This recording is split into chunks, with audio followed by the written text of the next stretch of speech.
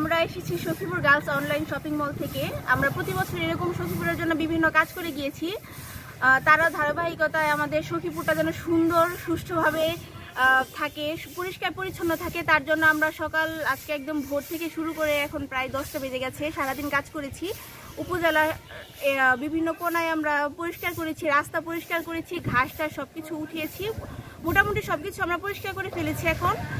আর আসলে এখন বর্তমানে আমাদের দেশ স্বাধীন, এই স্বাধীন বাংলাদেশে আমরা চাই না কোনো ভাঙচুর হোক, কোথাও কোনো অনৈতিক কোনো কিছু হোক, আমাদের দেশ সুন্দরভাবে বেড়ে উঠুক। আর আমি সখীপুরের মেয়ে, আমি অবশ্যই চাবো আমার সখীপুর ভালোভাবে থাকুক, সখীপুরের মানুষরা ভালো থাকুক। আর সখীপুরের সবাইকে বলবো কোনো প্রকার হিংসা, কোনো প্রকার কোনো কিছু না রেখে আমরা হাতে হাত রেখে এগিয়ে যাবো, সখীপুরের উন্নতি করার জন্য আমরা চেষ্টা করবো। ধন্যবাদ।